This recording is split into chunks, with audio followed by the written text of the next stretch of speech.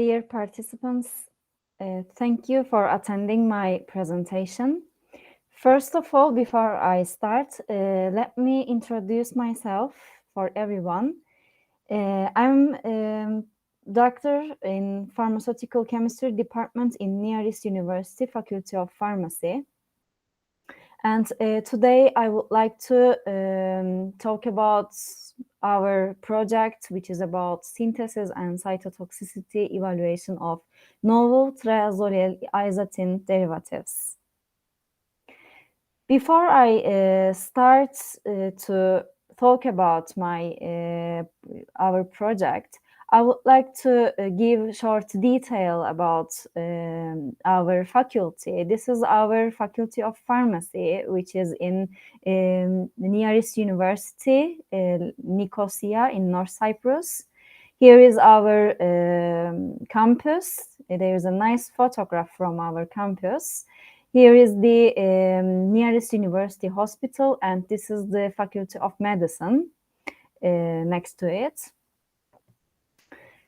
Before I start, I would like to give some outline about what I'm going to talk about today. For the introduction, there will be a general information about our compounds that we are synthesizing in the laboratory and what is the method we are using for the cytotoxicity test. Our aim of doing that research and the general synthesis pathway, and also the MTT studies for the anti-cancer activity of these synthesized compounds. And we will have a conclusion and our future aim to continue with that project. As a general information, this is our compound's main structure, the core structure, which includes a benzene and an ring, which is also called indole 2,3-dione, which is called isatin. This is the main structure of isatin, and our compounds that we have synthesized in the laboratory have these core structures. The isatin and its derivatives are preferential scaffold in pharmacological probe designing up to today.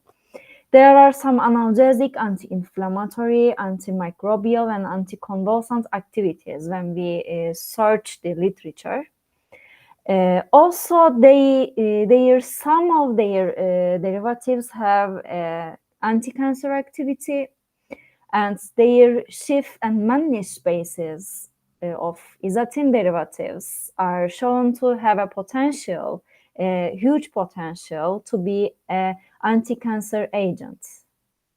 So that's why we decided to check their anti-cancer activity, other than analgesic and anti-inflammatory. Since there are lots of studies, lots of publications about these derivatives, especially for their analgesic activities, anti-inflammatory activities, and antimicrobial activities, but the number of studies, number of publications about the anti-cancer activity of these isatin derivatives are very rare. So in the literature, we have found that some metastatic and non-metastatic cancer cells, such as MDA and B231, which is metastatic one, and the MCF7, which is not metastatic breast cancer cells, they tried these isatin derivatives, which also contains the 1,2,4-triazole moiety on the main structure. They found that they have anti-cancer activity on these breast cancer cells and also that prostate cancer cells, different cancer cell lines. So let's give some information about the JAK-STAT signaling pathway. Why we choose that signaling pathway? Because according to the literature, we have searched many publications and found that the triazolyl containing part containing isatin compounds are predicted to act on JAK-STAT pathway to show their apoptotic activity. You know, from the general pathway of JAK-STAT signaling, the cytokine or a hormone or a growth factor which activates the JAK-STAT pathway, and as a result, at the end of this pathway, what will going to happen? The induction of transcription of genes, and it will result with this cell apoptosis. So we have found that these triazyl containing isatin derivatives, which we have synthesized in the laboratory, which is very similar to the previous one, this one in the previous slide. Our compounds are very similar to that compound.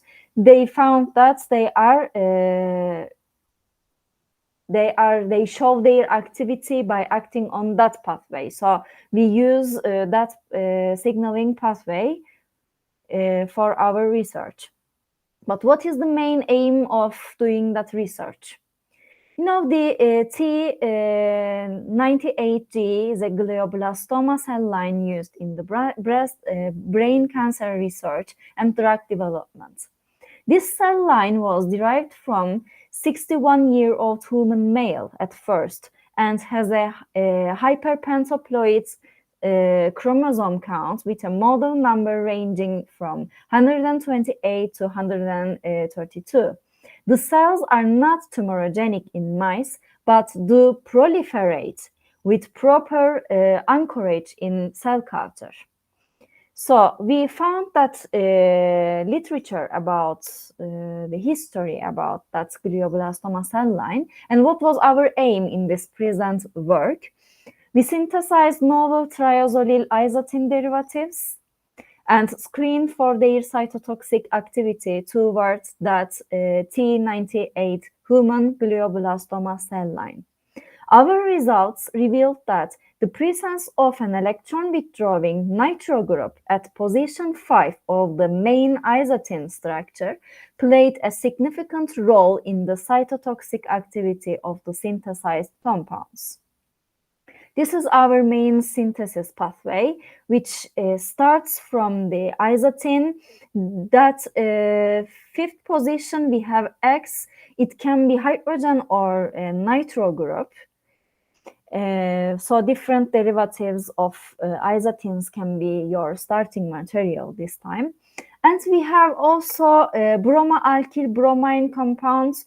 In that synthesis, you can change the number of carbon atoms in the middle of the bromines, and after reflux process with potassium carbonate, and then after triating with 1,2,4-triazole in the basic medium again, about 8 hours reflux process, heating process, you get the intermediate compound with the triazole moiety on the third position of the isatin group. So after that, with an appropriate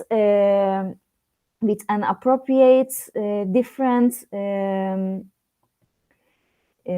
primary amines you can use here. Using these different primary amines in the ethanol, you can perform the reflux process, and then at the end we will get our target compound. So that's the main general synthesis pathway. In the cell culture of T98 human glioblastoma cell line, in the cultural medium, we have the ingredients which are composed of these. L-glutamine, 1%, penicillin streptomycin, and as usual, 10% heat inactivated fetal bovine serum. And then in the determination of the cell viability, we used MTT-SAE protocol. The stock solutions of the synthesized tested compounds were prepared in dimethyl sulfoxide, DMSO, and diluted in culture medium with 5 different concentrations, which are 5 micrometer, 10, 25, 50, and 100 micrometer. For 24 and 48 hours incubation period, different incubation periods. After that, at the end of our MTT studies, we have found out that, as you can see in the graph and in the picture here, that synthesized compounds, which includes a nitro group at the fifth position of the isatin and the perfluorophenyl group on the third position of the that Schiff base, it has the most active compounds, found to be the most active compounds in the MTT studies, with an IC50 value of 189 micromolar concentration for 24-hour incubation period. This is our result, and this compound can be a key compound for the future studies that we can take for its structure and derivatize it.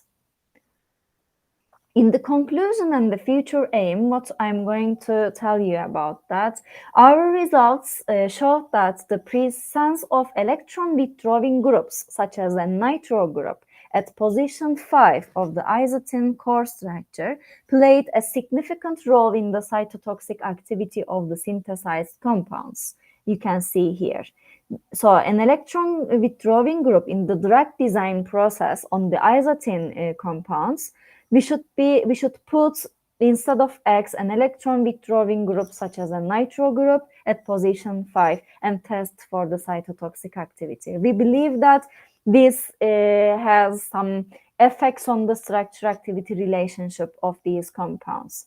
And our future aim is the immunohistochemical staining evaluations of these synthesized compounds to determine the cellular pathway that they follow to induce the apoptosis. That we already think about it, that it can be a JAK-STAT signaling pathway, but we will just prove it after the immunohistochemical evaluations, if it is really working on the JAK-STAT signaling pathway or not. So this is the end of my presentation, but before that, I would like to thank my associate professors, Seda Vatansever and associate professor Eda Becer, my professors, for their efforts for that beautiful presentation and this project. And if you have questions, I'm listening. Thank you very much.